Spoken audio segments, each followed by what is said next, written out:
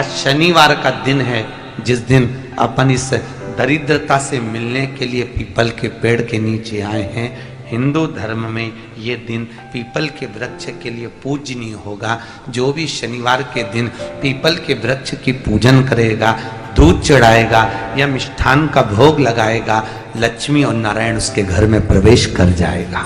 पुराण की कथा कह रही है कि दुनिया के सारे तीर्थ नहीं जा सकते, पृथ्वी की सारी नदियों में स्नान नहीं कर सकते, पवित्र नदियों में आप स्नान नहीं कर सकते, या किसी भी तीर्थ में जाकर एक रात्रि भी विश्राम नहीं कर सकते, या हमने जिंदगी में कोई दान करा ना करा, कोई पुण्य करा ना करा, कोई सत्कर्म करा ना करा, कोई शास्त्र पढ़ा ना पढ़ा, कोई शास्त्र सुना ना सुना, उसके बाद भी शिव महापुराण की कथा कहती है कि एक दिन में अगर मात्र एक बार भी आप शंकर के शिवालय में प्रवेश कर गए या मंदिर में प्रवेश कर गए तो सारे तीर्थ, सारी नदियां, सारे सरोवर, सारी बावड़ी, सारे तालाब, सारे कुंड के स्नान का पुण्य, दान का पुण्य प्राप्त हो जाए। केवल शिव तत्व को प्राप्त कर लेना। शिव महापुराण की कथा कह रही है कि घर में जो दिया होता है वो दीपक भी कोई साधारण नहीं होता, उस दीपक की भी महत्वता है, उस दीपक का भी वर्णन है। महाराज एक बात और बहुत अच्छे से सुनिएगा, शायद आपकी जिंदगी को सवाल, शायद आपके जीवन को सवाल। मेरी जीजियों, मेरे जीजाओं, मेरी बेटियों, बेटाओं, कभी मौका लगे, शंकर भगवान के शिवलिंग के पास में आप बैठे हैं। यहां तक शास्त्र कहता है कि घर में अगर किसी को बहुत तेज बुखार आ गया है, बहुत तेज बुखार, और बच्चा उस बुखार में तप रहा है, बहुत तप रहा है, महाराज तुम जिस दिए में भगवान की आरती उतारते हो, जिस दिए से तुम भगवान की पूजन करते हो, कभी मौका लगे और आप पूजन करने के लिए गए,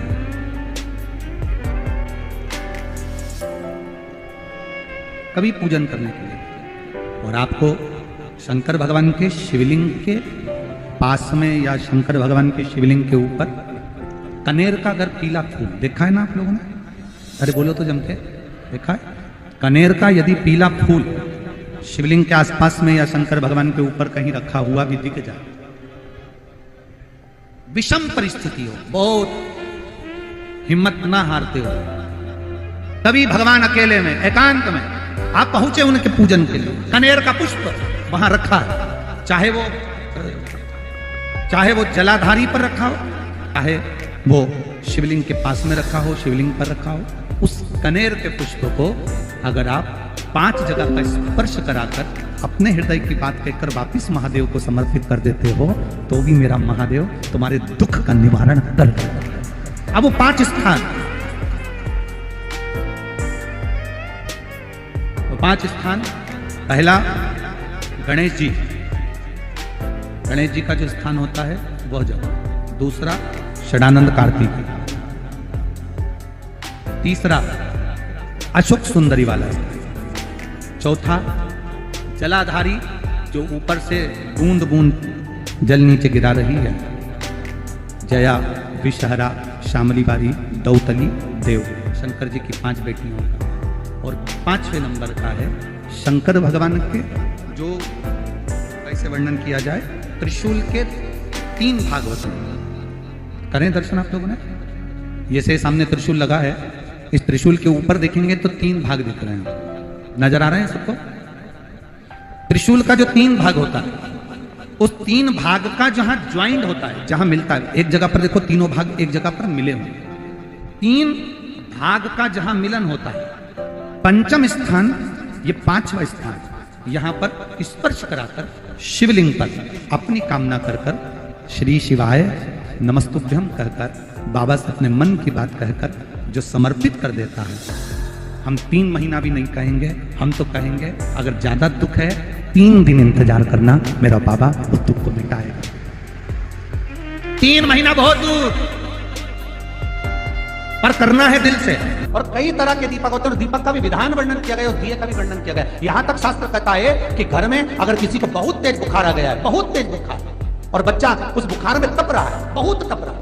महाराज तुम जिस दिए में भगवान की आरती उतारते हो, जिस दिए से तुम भगवान की पूजन करते हो, उस दिए की बत्ती को नीचे डाल दीजिए और उस दिए को पानी की बाल्टी में धो दीजिए। कौन सी बाल्टी में? जिस बाल्टी के पानी से आप बच्चे को स्नान करा सको। केवल भगवान पर से ले जाकर, पास में से ले जाकर उस बाल्टी में थोड़ी देर डाल दो और उस बाल्टी के पानी से उस बच्चे को स्नान करा दीजिए। 15 से 20 मिनट, आधा घंटा लगेगा बच्चे का। बड़ी बेचैन दिख रही हो तुम, क्या बात है? पार्वती जी कहती है देवव्रत, कश्मीर प्रदेश का एक भक्त देवव्रत बेलपत्री के वृक्ष के नीचे बैठकर आपका मंत्र जाप कर रहा।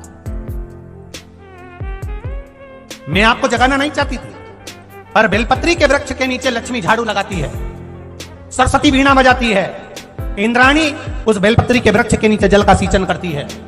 33 कोटि देवी देवता उस बेलपत्री के वृक्ष की जड़ में विराजमान होते हैं। इसलिए देवव्रत एक बार पंचाक्षर मंत्र बोलता है तो वो 33 करोड़ बार गिना जाता है। ऐसा बेलपत्री का वृक्ष होता है। बेलपत्री के वृक्ष के नीचे एक बार अगर भगवान का नाम लिया जाता है तो वो 33 करोड़ बार, 33 कोटि बार गिना जाता है। एक मंत्र केवल नमः शिवाय, ओम नमः शिवाय, ओम नमः शिवाय, 33 कोटि बार गिना। इतना सुंदर लिखा है। फिर वही वाली बात आ गई जो पहले कथा में कहा, अपने लिए अच्छा वाला घी छाट के लाना, अच्छी कंपनी का लाना, और जब यज्ञ करने बैठे, पूजन करने बैठे, हवन करने बैठे, भगवान का कोई पाठ पूजन करवाई, पूजा वाले दुकान पे बोलना कि पूजा का घी चाहिए। तो वो पूजा का सामान बेचने वाला भी चतुर था, उसने पूजा का ही घी दिया। तो इन्होंने पूछा भैया ये घी कितने का? तो क्या 80 रुपए का? तो 80 रुपए का आधा किलो? तो क्या पूजा का है? भारत की भूमि पर इस मृत्यु लोक में, पूरे विश्व में ऐसे कई घर हैं जिनके घर में गुजारा करने के भी आफत है। पहनने के कपड़े नहीं, किसी के यहां पर भोजन नहीं, किसी के यहां जमीन नहीं, किसी के यहां दुकान नहीं, कोई कोई पूरी जिंदगी किराए के मकान में निकाल देता है। नहीं, मेरा एक निवेदन है, इस कथा को जितने छत्रपति संभाजी नगर के श्रोता भाई बहन श्रवण कर रहे हैं उनसे निवेदन करूंगा, आप हाथ का ठेला लगा रहे हो, सब्जी का ठेला लगा रहे हो, फल का ठेला लगा रहे हो, धक्के की जिंदगी जी रहे हो, दरवाजे पर बैठे हो, कहीं ना कहीं तुम दास्य भाव की जिंदगी जी रहे हो, तकलीफ में जिंदगी जी रहे हो, बहुत दुख की जिंदगी जी रहे हो, बहुत कष्ट की जिंदगी जी रहे हो, उनसे केवल निवेदन करूंगा 3 महीने 2 जगह पर जल चढ़ाना प्रारंभ कर दीजिए। केवल 3 महीने। एक शंकर भगवान के शिवलिंग पर, दूसरा बेलपत्री के पेड़ के नीचे। 2 जगह पर जल चढ़ाना 3 महीने लगातार चालू कर दो, बाबा तुम्हारा हाथ पकड़कर तुम्हें उन्नति की सीढ़ी पर चढ़ा देगा। हमें कोई चमत्कार करना नहीं आता और ना हम कोई तंत्र विद्या या मंत्र विद्या जानते हैं, ना हमारे पास में बेल है, ना हमारे पास में भभूति है, हमारे पास में तो केवल शिव का नाम है। आप श्री शिवाय नमस्तुभ्यम बोलो, ओम नमः शिवाय बोलो, नमः शिवाय बोलो, चाहे महामृत्युंजय मंत्र बोलो, उसका स्मरण करते करते भगवान शंकर के शिवलिंग पर जल, और उसी पात्र में जो जल तुमने शंकर जी को चढ़ाया उसमें से बचा हुआ थोड़ा सा जल बेलपत्री के पेड़ के नीचे चढ़ाना प्रारंभ करो।